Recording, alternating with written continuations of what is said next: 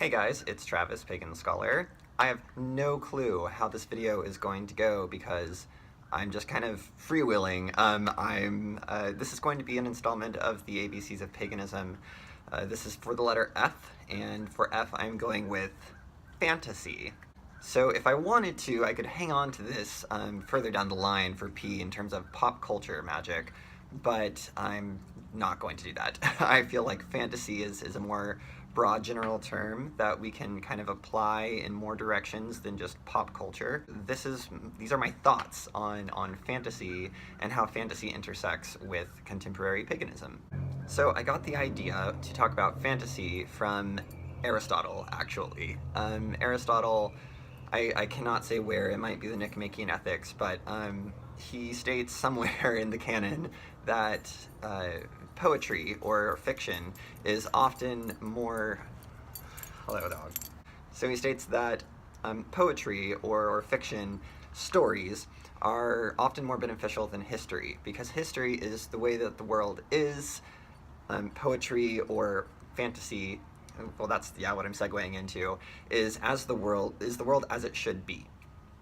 So secondly, I'm going to say that contemporary paganism draws a lot of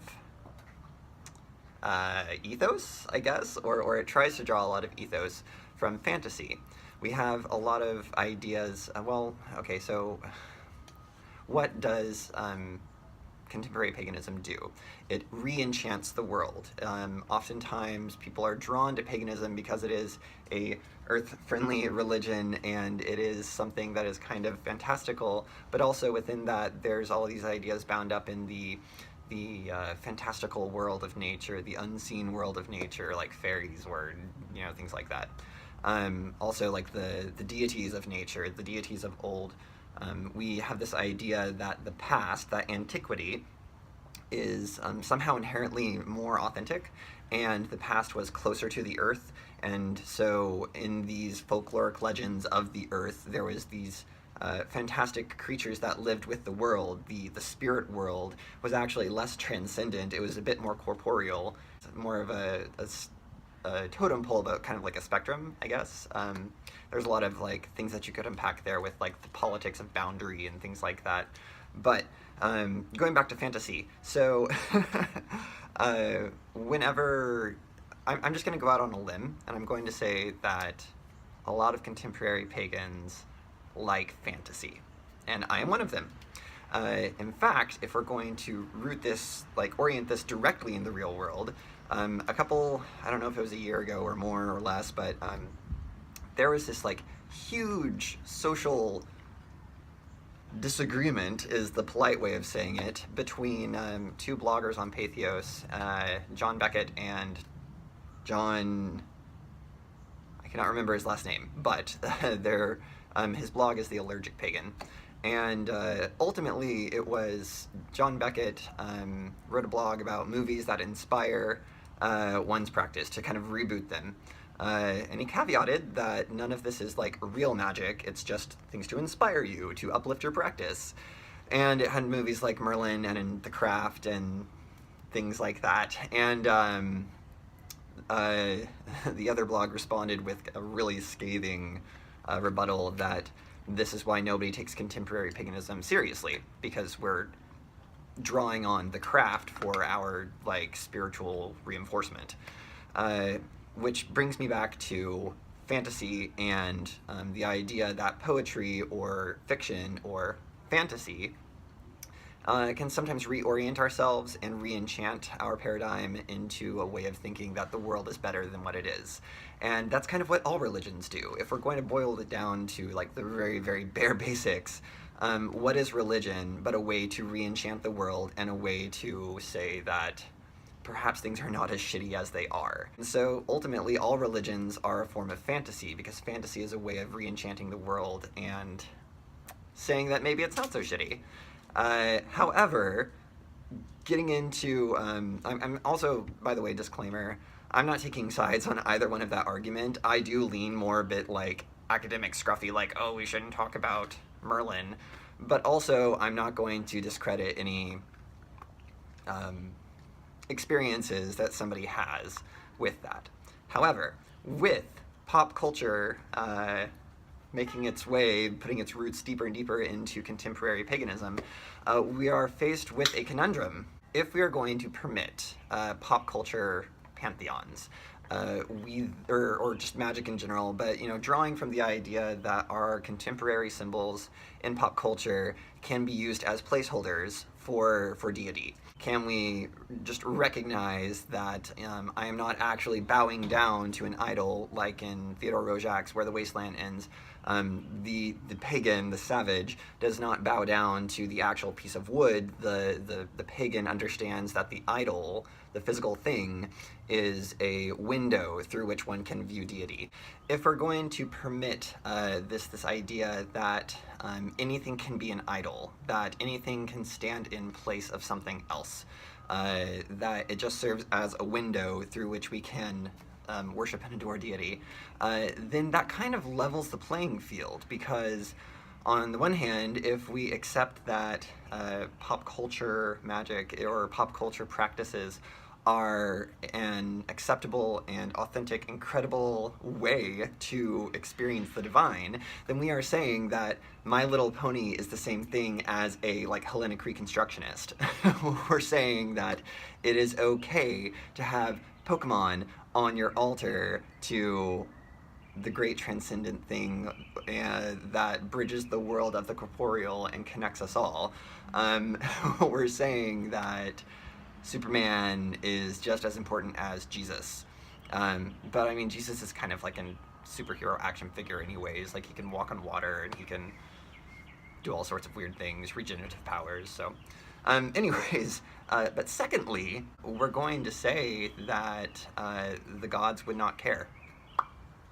If we're going to permit pop culture pantheism, we're going to say that Hera, one of the most vindictive, or portrayed as one of the most vindictive goddesses in mythology, is not going to take offense to having My Little Pony on the altar right next to her, elevated to her status as the Queen of Olympus.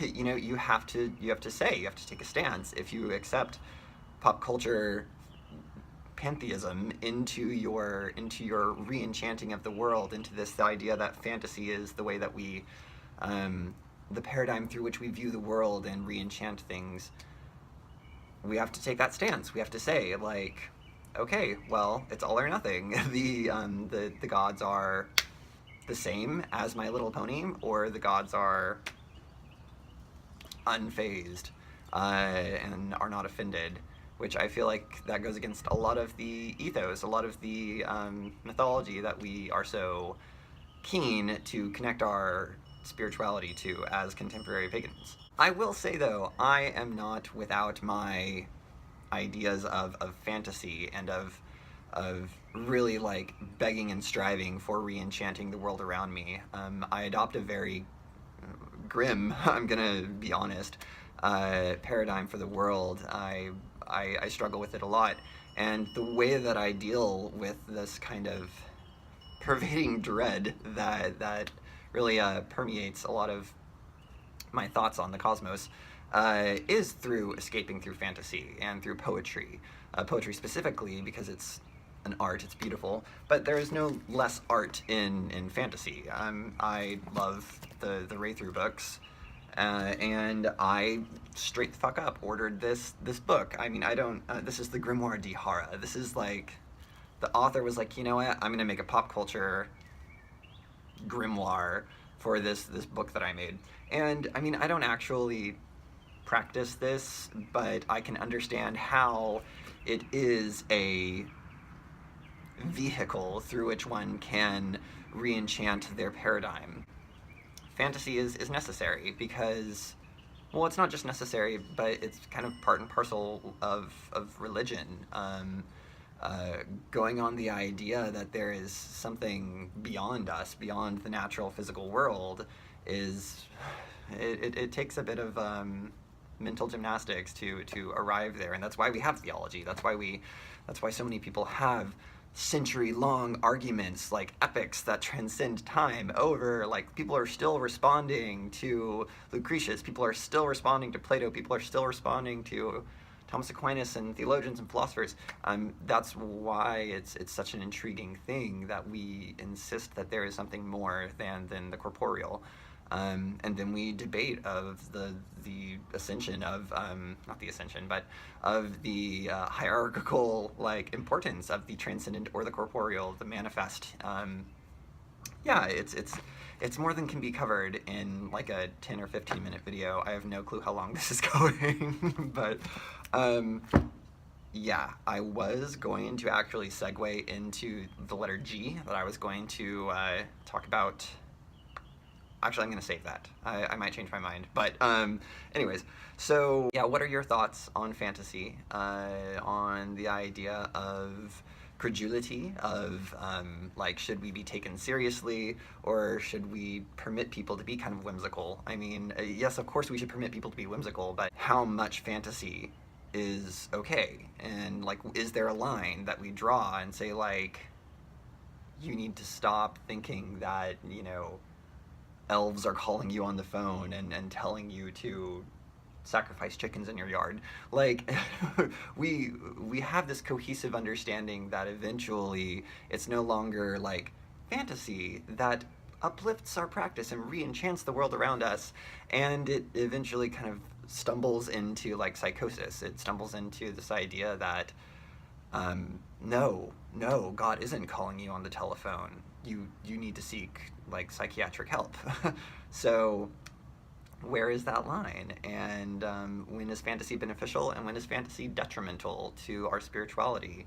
Those are questions that I grapple with and that I really want answers for, but I know that that's part of the experience of always searching for answers instead of having them. So anyways, thank you guys so much for watching. I would love to hear your feedback on anything that I've said. I've kind of blundered through this video, but I had fun making it, and I would like to hear your thoughts. So anyways, as always, merry meet, merry part, and merry meet again. So if we permit the idea that